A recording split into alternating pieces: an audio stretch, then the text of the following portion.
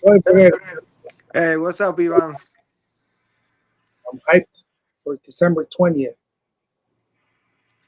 Yes, sir. I can't wait. Thank you for coming on my show here. Um, I appreciate it. Um, No, thank you for having me, brother. so it's in Dubai, this upcoming fight that you got Yes, against an sir. undefeated fighter. Talk to us about Dynamite Lopez. David Lopez, correct. That's right.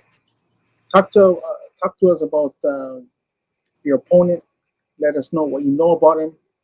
What can we expect on December 20th? I definitely expect it to be a tough matchup. Me and him both have power. One thing I've noticed is, and I know David very well. Me and him used to be training camp partners at one point. His dad was my coach for one fight. Um, so it's gonna be a really interesting matchup. He's a great fighter. Nothing to take away. Definitely a tricky southpaw. But we're here, putting in our work, getting ready for him, and I can't really give out too many details. But all I know is that everybody that tunes in can definitely expect fireworks. This fight is for a title. Yes. So you can win a world title by beating Lopez. And I know you've been wanting to get that title. You've been wanting to win a title, and what better way to get this fight? Um, Yeah. but December 20th makes me wonder how tough it's going to be for your training camp going into the holidays in December. That must be tough for you. Um, throughout the holidays. But once your fight is over, you still got some time to eat all you want and to spend time with your family. Yeah, as far as the eating, we're of course eating healthy. Um, but it's not really affecting me. You got to remember, I'm coming up from 135 to 147 on this fight. So it's probably my second fight as a welterweight, as a professional boxer. I can make that weight easy, no problem. Definitely with the training regimen we have right now, I don't see my weight being a factor that I really have to worry about too much. The hard part is gonna be leaving the family for the holidays, and just focusing on training. That's the hard part of a training camp of a fighter's life. But I always tell people that whatever my family has to suffer, I have to make my opponent pay for. So, how do you see this fight playing out? How do you see this fight ending? I definitely see it ending like a sixth or seventh round knockout. Like I said, David is a skilled fighter, great fighter. Has power, great boxing ability, um, and he is a tricky southpaw. The way that I see the fight playing out is both of us coming in, giving it our best, and whoever gets caught first is who's gonna get hurt and who's gonna get it laid down. Because at the end of the day, we both got power on both hands. It's more of a tricky power matchup than it is. It's his hardest fight and it's my hardest fight in my career so far. So it's going to be an interesting fight. Uh, have you ever traveled so far, like Dubai? Time difference with the U.S. It's a big time difference. Do you think that might affect you in any way? Because I've heard fighters in the past saying that when they've traveled to another part of the world, sometimes you know something happens. So as It this, could be, it could be, it couldn't. I haven't traveled that far out in the world, but I definitely understand that in order for you to be great, you have to take chances, you have to take risks like this, and that's what we're doing. We're aiming to be great. We're not mediocre fighters. We're trying to fight the best. We're trying to become the best in the world, and this is just another stepping stone for that goal. Now, I know in the past you've mentioned quite a few fighters that you've loved to fight. I don't want to look past this opponent for you. I'm sure you don't want to look past this opponent. But unfortunately, I didn't get a chance to talk to you when Vargas Jr. lost to Walsh, Hmm. and I mentioned that you wanted a fight with Vargas Jr. So, what were your thoughts on that fight? And is it possible to see you face perhaps Vargas Jr. after this fight?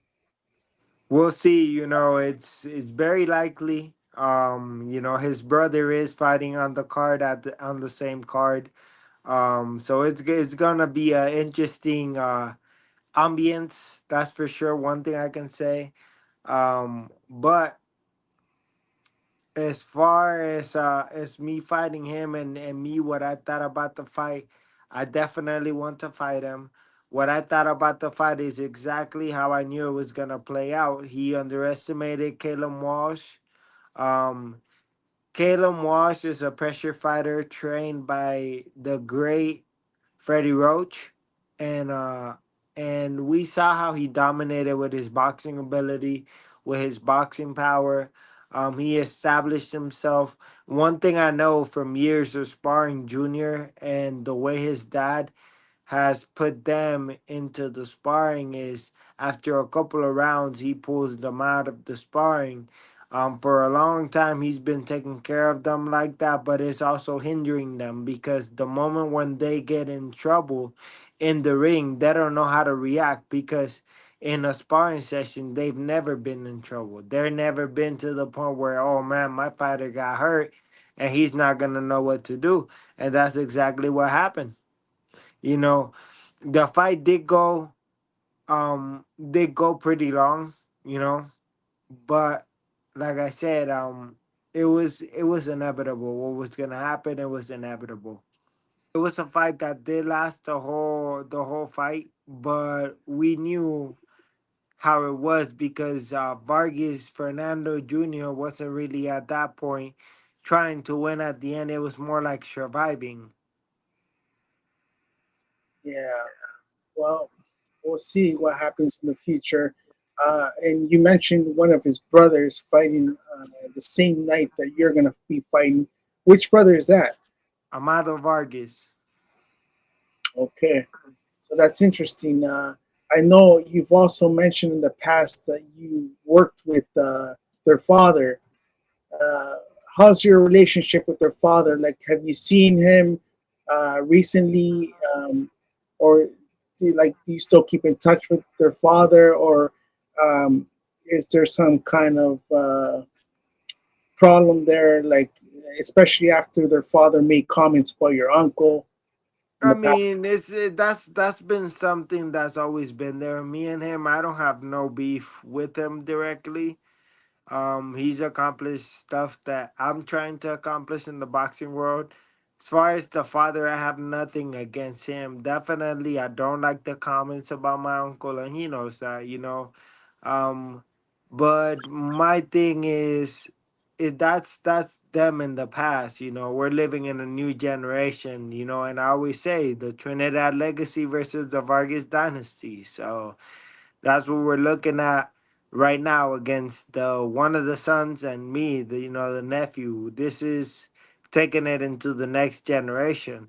Um, Nothing personal, nothing like that, but we definitely want to get fights like that. Give the public what they want to see.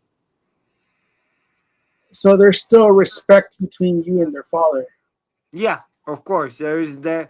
I'm never gonna. I don't have any animosity or anything against them. Um, And yeah, at the end of the day, if I see him, I'll say hi. I'll shake his hand, I'll talk to him, but that's about it. We don't really go into it too much. Now, speaking of Fernando Vargas, I grew up watching him. So he was, one of those fighters where he fought like every time he fought with his heart, and he seemed like he was upset all the time. So you know, with him saying these comments about your uncle and you calling out his sons, uh, do you think that maybe if you run into him or his sons uh, uh, on on fight night, they might say something to you? Hey, if they can say something, let them say it. At the end of the day, I'm there to take care of my opponent that's in front of me, and I can handle them right after the fight. That's not a problem. But I'm not gonna take any animosity towards it. But I will tell them, hey, if you guys want to talk so much smack, let's make it happen. I'm gonna get back to your opponent for December 20th. Uh, have you seen him recently? How long has it been that you've seen your opponent?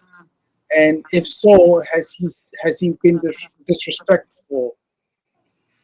No, David is pretty humble kid, good kid, great family. And he's not that type of person where it's disrespectful. He's very classy, very respectful guy. And I'm in the same way I'm gonna treat him. At the end of the day, it's nothing personal, it's business. We're here to handle. He's fighting for his dream, I'm fighting for mine. That's all it is. Have you heard any predictions from David Lopez? I mean, no. So far, I haven't heard any predictions for him either. You know what I mean? We both know what we got. We both know what we bring to the table, and just like he believes he's going to win, I believe I'm going to win. So we're both going in there with the hunger, with the fire that we need. So are you looking to steal the show for the night? Of course, anybody that goes in there gets given an opportunity like this can't take it lightly. So I'm there. I'm going to do my job, and I'm definitely giving it my all. And what's your final message to your fans? Let everyone know how we can watch this fight, where we can watch this fight, what time this fight will be aired, because we definitely don't want to miss this fight. Yes. So it's a little bit tricky because it is in Dubai. It's a 10-hour difference. I know it's gonna be streamed through the zone. Um, so if you guys want to watch it, just tune in December 20th or December 21st. You should be seeing a couple of pop outs on the Zone app. It should give you a more accurate, more detailed time according to your time zone. But it's going to be on the Zone. It's gonna be live stream everywhere. Anyone that has the Zone can watch it. It's gonna be a great card put on by Misfit, so we'll see. We have a lot of great fights like Andrew Tate, Amado Vargas, me and Lopez, Tony Ferguson, and we got a lot of exciting matchups in this card, and I want to say it's the best Misfits card that there's ever been in history. I'll definitely I'll keep watching. As always, I support you, Joey Borrero. Thank you, brother. Thank you. So I wish you all the best for December 20th. Yes, sir. And thank you once again for your time. No, thank you for having me here, brother.